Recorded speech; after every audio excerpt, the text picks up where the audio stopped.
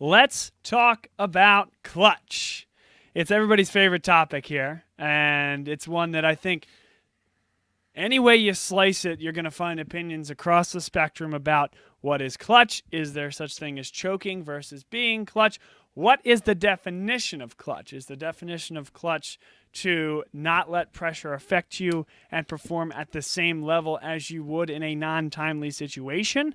Is clutch the ability to perform over and above what your expected performance would be in a given situation? And then how do you measure it? And at what point is it sample size versus truly clutch?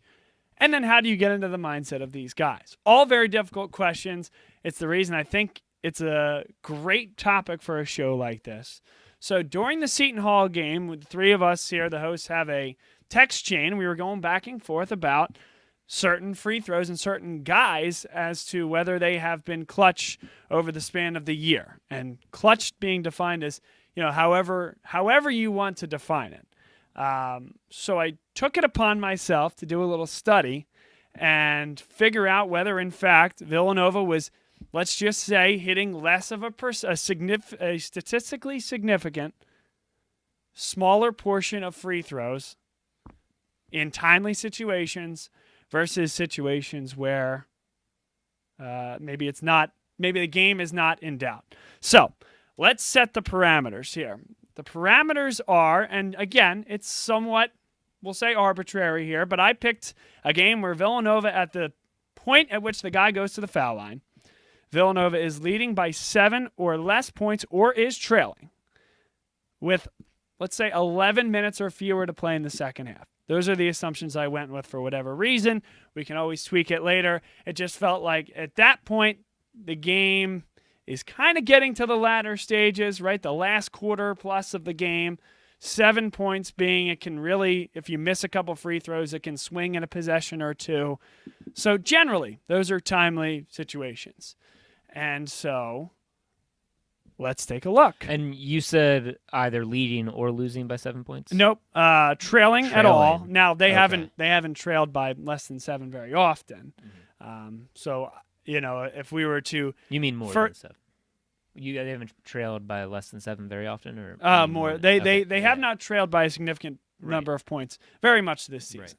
Right. If we wanted to re-examine the band, we could go back and do it. But here's what we have now, and this is not necessarily the clearest thing, but what I did, and there's a much larger expanded graph here, but total make to miss ratio in clutch situations. Jalen Brunson actually had 40 what we'll call timely attempts, made 35 of them. He's missed only 5 of them. That's a clutch percentage we're going with of 88%. Then I took their total free throws on the year minus that 35 over their total free throw attempts that year minus the 40 to figure out what his free throw percentage is in non-clutch opportunities. He was actually only shooting 76%. Omari Spellman with only 8 opportunities. Eric Paschal, 6 opportunities. Phil Booth, 9 opportunities. To some extent, we can kind of throw those out. But they're all in the mix. Paschal is well behind, but again, 4 out of 6 is 67%. 5 out of 6 is 83%. And through March the 1st, his free throw percentage was 84%. So it would have been right in the mix. That's well too small of a sample size. The one that's interesting is Dante DiVincenzo, who took 21 timely attempts, made 13 of them for a clutch percentage, quote unquote, of 62% versus 75% on the season. So, take-home point here is, as a team, actually, they're making more timely, quote unquote, timely free throws than they are in normal situations. So 75% adjusted free throw percentage when you take out those timely free throws versus 80 in those timely situations that we will call clutch. And you see on the left-hand side of the screen here, free throws are counted as clutch opportunities when they take place with under 11 minutes remaining or in overtime if Villanova leads by 7 or less points or is trailing. Now, the other thing you said, Tom, is that this Villanova team isn't hitting as many free throws as they have in the past, and that maybe just that general trend is affecting them in a way where they're missing more in the clutch situations. They're actually, as of tonight, 77% and 27th nationally after having a nice game against Georgetown. But as of March the 1st, 76.2, 4.7 percentage points behind number one, William & Mary. And actually, out of the last 5 years, this is square in the middle of the third best free throw shooting percentage of Villanova teams since they've been 2 seed, 1 seed, 1 seed, 2 seed, 1 seed, and now whatever they'll be this year. So I thought it was very, very interesting. And then when we begin to parse this even more, right, you look at these percentages and they're not making as many in non-clutch situations. So they have made the 86 free throw attempts in clutch situations out of 107 clutch attempts.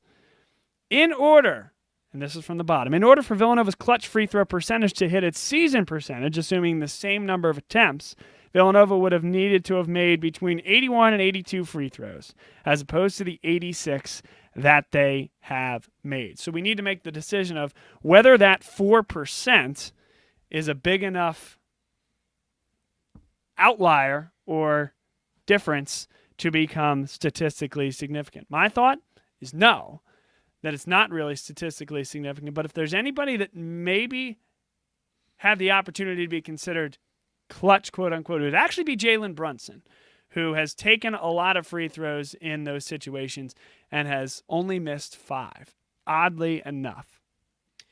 It's interesting, and as I told you, I was curious to see what you had found, because just to give our listeners a little bit more background, the reason I had brought this up was because, and I think you would agree, there are some specific instances that stand out over the course of this season. Yeah. And that's just, it's one of the psychological traps you fall into. Unfortunately, everybody does, dwelling on the negatives, the occurrences. They're not thinking of the games where, they made their free throws like they're supposed to and put the game away. So I'm thinking of, at Butler when they had clawed back within, 3 or 2 points, and Jalen goes for the front end of a 1-and-1 after an and one. You ready for this? That's the only game all year that he missed more than one free throw in a clutch situation. Wow. So there you go. He missed 2 in that game. So that's, I believe he didn't capitalize on an and one, and then also missed the front end of 1-and-1. A similar scenario in St. John's game when they'd clawed back to cut it to 2. He could have cut it to 1, I believe, with Jalen at the free throw line, and he misses. And then, of course, the Creighton game, they would have won had Dante hit 2 of 2 from the line, and then the Seton Hall game the other night. So there are just a few instances, that, and this is why I brought it up to Bob, where they seem to just miss free throws at the most inopportune times. And I'm not saying they make those free throws, they win the games, but it's a huge difference at the time at which those free throws, were attempted in the game. They just mattered so much more in that particular situation, with a couple minutes or less than a minute to go in the game. They played a big difference. And of course, right, there are other free throws where had they missed those, we might be having conversations about the same thing and saying, man, if they had just made that free throw, like that was a huge time to not make a free throw. But there were games where those free throws were made. They went on to win the game, and we don't remember them. One other thing to bring up as well, this is kind of an extension of what I did about on the same number of free throw attempts, what would they have needed to make? So remember, Jalen Brunson had attempted 40 free throws. He made 35.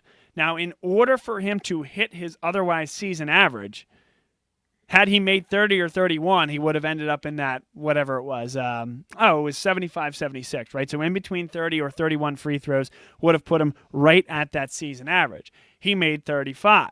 So the difference is in between 4 or 5 free throws. Eric Paschal, 1. He missed 1 free throw. Had he made it, he would have been right on his season average.